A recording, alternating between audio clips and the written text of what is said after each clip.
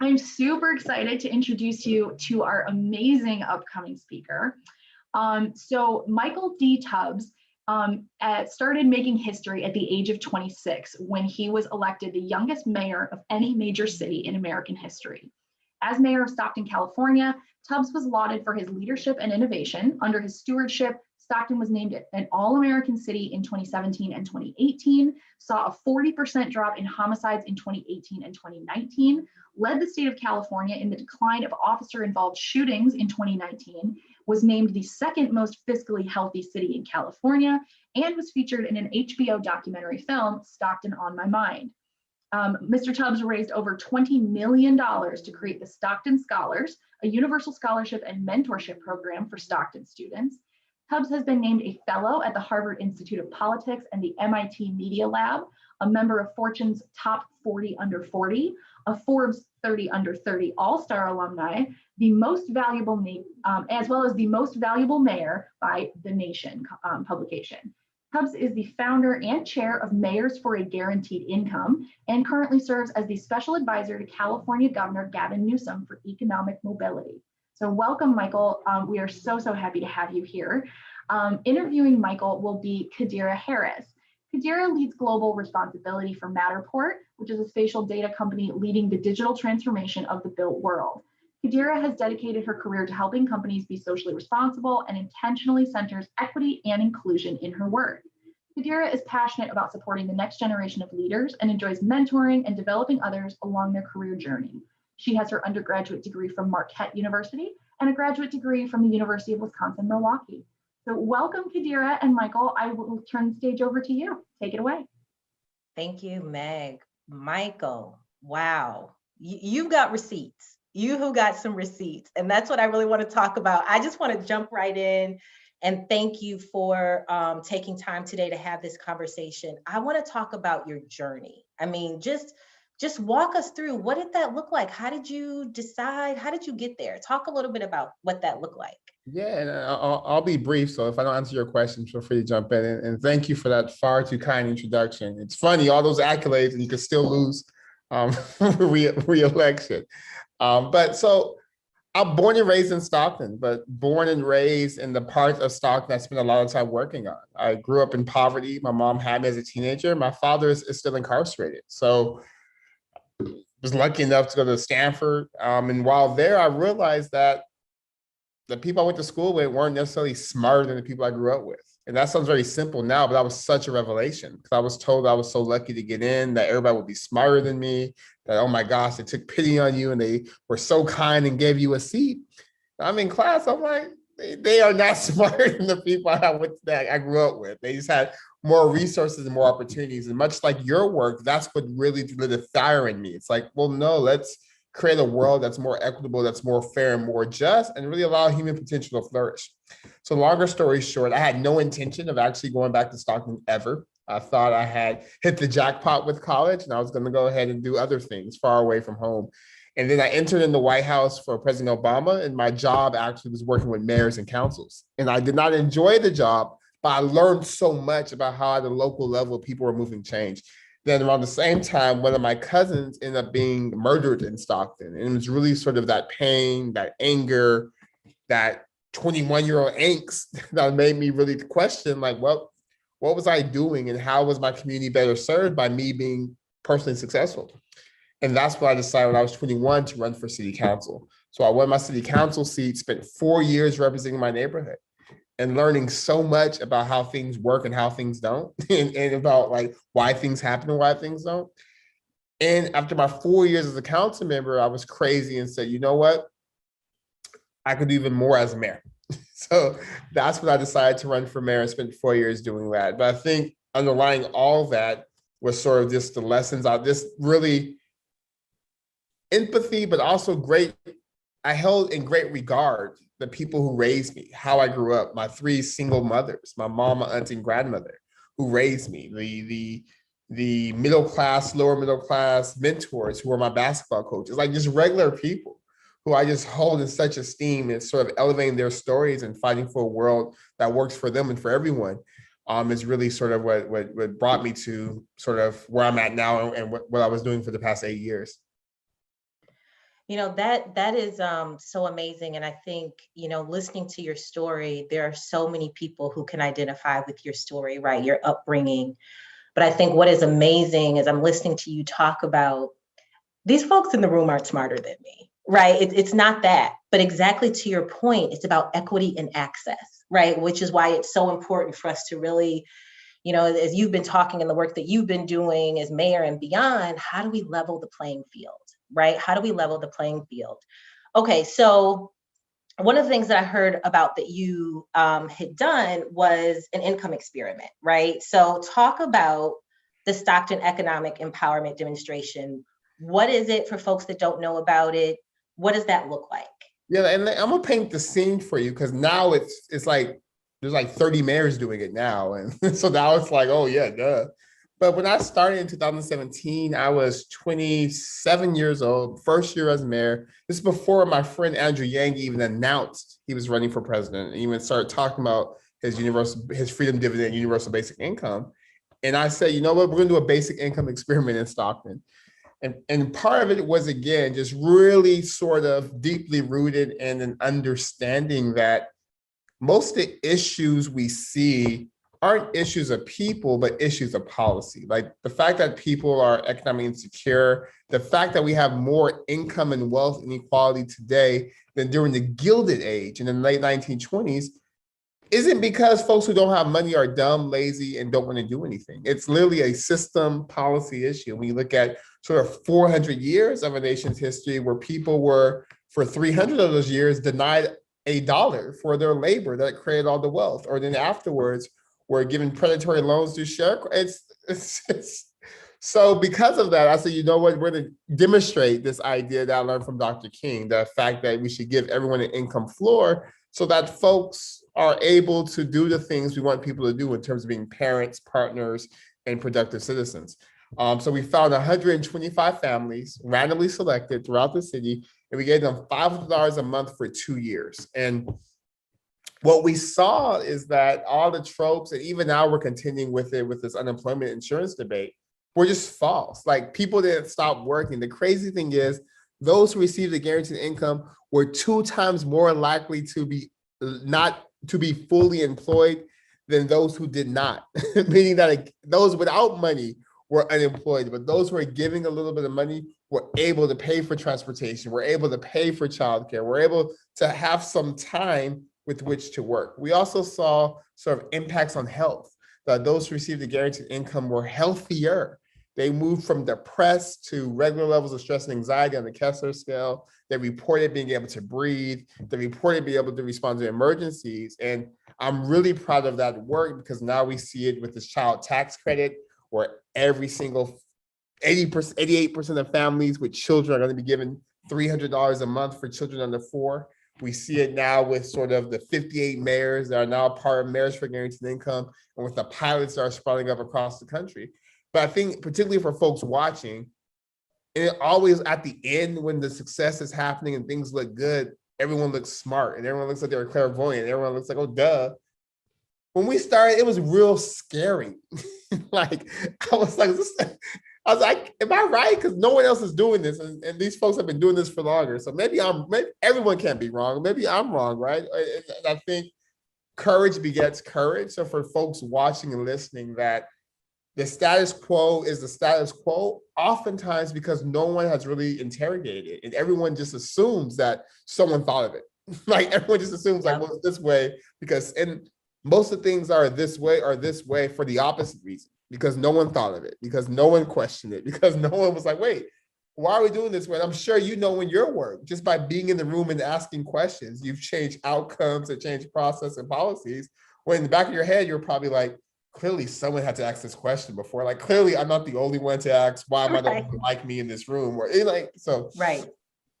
No, that is true. That is so true. And you're so right. It really is about, interrogating the systems, like you said, the work is really about, we get to addressing some of the issues when we look at the systems change. How do we change the whole system, right? Like let's not just address the surface issues, but let's get to the system of it. Now you raised something about, initially this being scary and now that it's popping up in other places, you've been involved in some of that, right? As it's been spreading, right? So talk a little bit about what has the response been, right? Like you said, it's good now when it's successful, but like talk a little bit more about what that response was like when this first started popping up. Man, well, I mean, the idea was kind of radical. I want to give people money. And then there's also who's giving people money.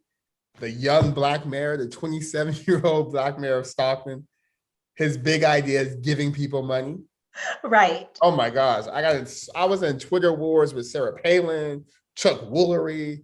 Yeah. I knew when I was on Fox News or Bill O'Reilly's online platform because my office would get these crazy calls. We had people who were upset, and I'm like, why are y'all mad? First of all, when we did it, it wasn't even taxpayer dollars. We had to do it with philanthropy. So I was actually confused that people were that upset. I was like, well, I guess if I was using city dollars, okay, we could that. But this is someone else's. This is not your money. But people were upset for a couple of reasons. I realized people were upset because number one, it really questioned some things people held sacrosanct. It really caused them to question, like, well, wait, have we been doing this wrong? Well, wait, what happens if people have the ability to choose what jobs to take, what jobs not to take, because they have a little bit of money? Wow. What happens when people have free time and they choose not to work 2 jobs or not to work for poverty wages? It's like, wow. But I think it also really hit on some notions of deservingness, right? Because I think ingrained in all of us is this notion that we have to, I think, actively dissuade ourselves from that, because we know how hard we work. So then we assume that people who aren't successful as us must not have worked that hard or must not be as naturally talented. Right. And particularly when you're like the first or the only, like you get all this exceptionalism praise, and it can really mess with your brain. And I think part of it causes people to think that, yes, maybe I work hard, but maybe the person who doesn't have money also works hard. And maybe there's other reasons why I was lucky enough to be successful and they weren't. So I think that was part of the angst and anger. And I mean, a lot of pressure because people were already calling it dead before we started. People were already saying like, there's no way it can work. And what gave me real solace was that I would tell my staff, they would feel some of the anxiety, and they would say, I would tell them, well, look, you guys, this is fundamentally about trust, right? And I was like, if we trust people to make the decisions to get us in office, we should be able to trust them to make money on how to spend money. Like the fact that someone's going to take this money and like the worst thing that can happen with this great opportunity. I was like, that's a deficit of imagination, and that's a issue we have with not affording other people the same benefit of the doubt we give us. And as a person of faith, I was like, this is really in line with my faith tradition. Like you love your neighbor as yourself, and you do as you do to the least of these, Jesus said you do to him. So I was like, no matter what happens, when it's time to go up there, he's gonna say, what'd you do? I'm like, I gave you money. I gave you $500 a month, no strings attached. I made sure you was taken care of. That's right. I love I love that. Okay, so now as we obviously we have to talk about the pandemic, right? And talking about post-pandemic economic recovery, kind of staying on that same subject. What do you think about, governments or how governments and people are going to think differently about this idea of universal basic, income and those types of benefits? Like, talk to me a little bit about how you think that's all going to shake out. And not to be morbid, I'm a very optimistic person, but it would be tragic if after 2 years of a pandemic where 500,000 people died, many of whom died because they had to go to work during the pandemic, right? Like think about that. Like people literally died because they couldn't afford to stay home during the pandemic, where they said everyone needs to stay at home anyway, right? That's so wild to me, right? So I really hope that we understand that this economic security, guaranteed income, universal basic income is a form of pandemic preparedness. It's contingency planning. And we live in a time of pandemics. It's not just COVID. At some point this year, there will be a fire that will make people not be able to go to work. At some point next year, there'll be an earthquake. There'll be a flood. Like we live in a time of pandemics, and what we know is that economic security is key to allowing people to recover, to allow people to survive. And I think we see it even now more clearly. I was reading some research yesterday that said the highest number of people who aren't vaccinated are people who make less than $50,000 a year. And I was arguing with someone, I said, no, it's not because those folks are dumb. It's not because those folks don't want to get vaccinated. It's because a lot of those folks work jobs where they can't take time off without losing money, where they don't have paid time off, where they work hourly, where they have, like, when do they have time to go to get this vaccine, A? And then B, the vaccine has side effects. So it's going to be 3 days without pay when the eviction moratorium is lifting this month. And like, so I really hope, but I am optimistic, because when we started in 2017, the conversation was, can we give people money? And now in 2021, we're giving parents money every month, regardless, just for being parents, like unconditional cash to parents, which is a huge first step. So I'm optimistic, but it is an issue of public health. It's an issue of national security, and it's an issue of pandemic response. And we literally have to allow people to fortify and build economic resilience so that when the next thing happens, we're in a better position, because COVID caught so many people flat-footed because the majority of Americans couldn't survive one emergency, like one $500 emergency before COVID-19. And then the big emergency happened where people weren't able to go to work, where folks were laid off, where small businesses had to close, where folks weren't taking gig economy, Uber, Lyft drives as much as they used to, and people were really struggling. So super long answer, but yes, I hope it changed people's minds. No, that was amazing, and goodness, we could talk about that for the next 2 hours. I do want to jump to a question in the chat and then possibly come back to that, but it's tied. The question is, how did you decide on the basics? How much money, who would be in the trial program? How long would it last? Who evaluated the results of the project? It was a question I had, so I'm thankful that this person asked this. Yeah, so the project was evaluated by Dr. Stacia and Dr. Amy. They now run the Center for Guaranteed Income Research that we helped start with them, which is evaluating almost all the mayoral-led pilots in this country. Because I saw there's another question about where other places are. So right now we have 58 cities in Mayors for Guaranteed Income. We have about 24 pilots. Providence, Rhode Island just announced a pilot. Cambridge, Massachusetts, bunch of cities in California, Madison, Wisconsin, Philadelphia, Pennsylvania, et cetera. In terms of the criterion, we had a whole design team. So we had sort of our partners at the Economic Security Project, which provide a lot of the funding for the project. We had my team, including Suki Samra, who runs Mayors for Guaranteed Income and ran the Stockton pilot. We sat down and we thought about sort of, given the money we have, how many people can we serve that in a way that's statistically significant, which we found was over 100 people. And for how long? And we settled on $500, not because $1,000 isn't better or $2,000 or whatever, but because we felt that that would be enough to make a difference, and it would be enough to get to 100 people. And it was responsive to the stat around the fact that at the time, 1 in 2 people could not afford one $500 emergency.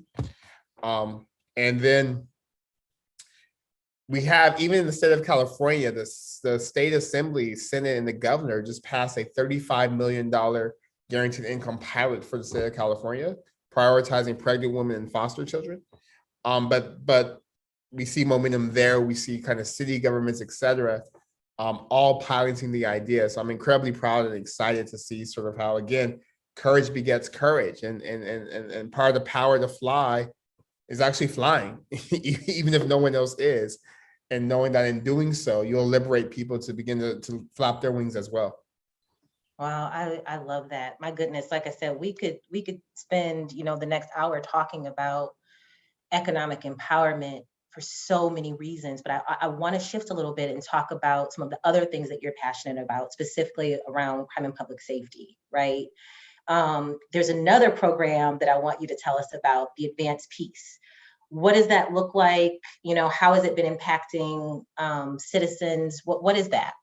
Yeah, thank you for asking that question, because I ran for office because my cousin was murdered. So my maniacal focus was on reducing the number of homicides and shootings in Stockton, particularly because in California, the leading cause of death of Black and Latino young men between 18 and 40 years old is gun violence. Like not car accidents, not freak accidents, not it's gun violence, right? Preventable gun violence at that. So I've been like laser focused on that issue. So the advanced peace and the ceasefire programs we ran in Stockton were actually kind of precursors, again, to the conversations we're having now about alternatives to policing. And it's really about sort of how do we empower community members? How do we empower folks who may have similar backgrounds to the young men? Because 90% of gun violence is men actively involved in gun violence. How do we give them as much attention from case managers, opportunities, as I get from law enforcement? And that doesn't mean that cops weren't doing their jobs. Like we wanted, if someone murdered someone or someone shot somebody, they should be brought to justice, right?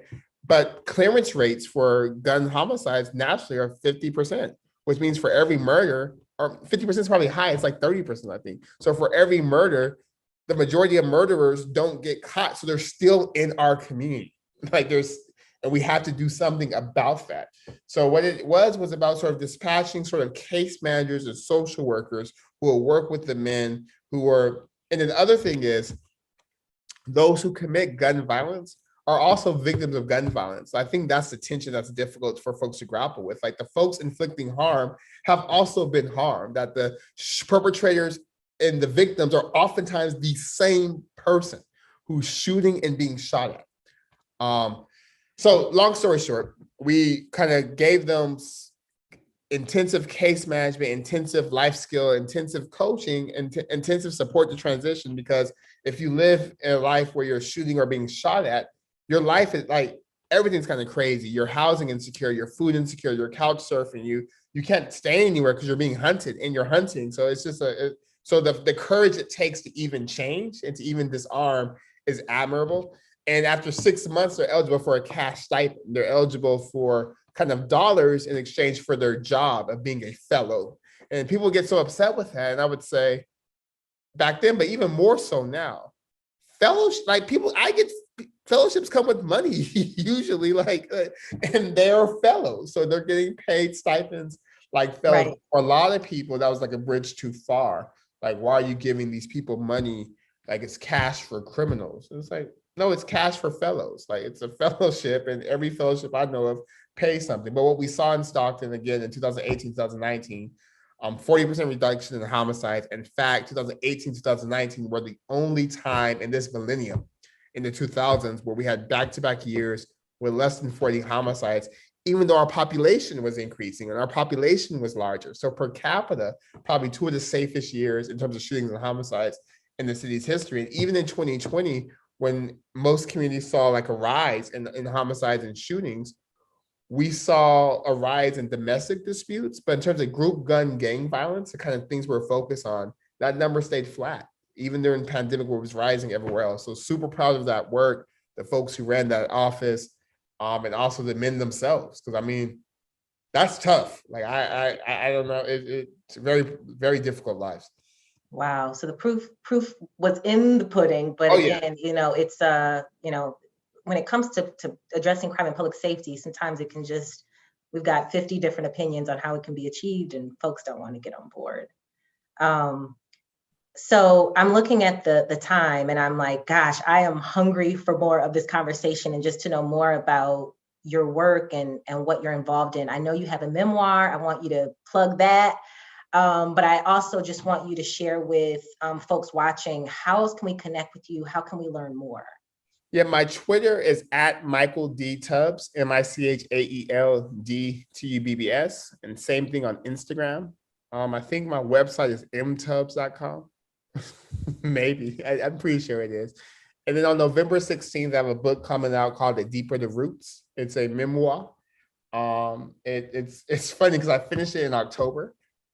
And then November happened where I lost re-election. So I had to like write a couple more chapters. So it talks about being mayor during COVID, which was crazy. It talks about, I think that's, and first I was a little bit embarrassed, but now I realize like everyone loses or gets rejected. Like that's part of life. So it talks about like losing and how to bounce back for that, particularly when you think you did your job really well. and particularly when everyone told you you did your job really, really well? And how do you kind of bounce back for that? And how do you kind of remain rooted in values and sort of what you're here to do and being more invested in doing something versus being something?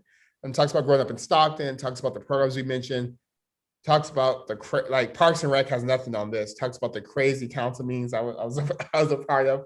And I actually just reread it for final edits. It's actually good. Like, I'm a reader. I was a little bit nervous, but then I read. I said, "Oh no, you wrote this. It's a good read."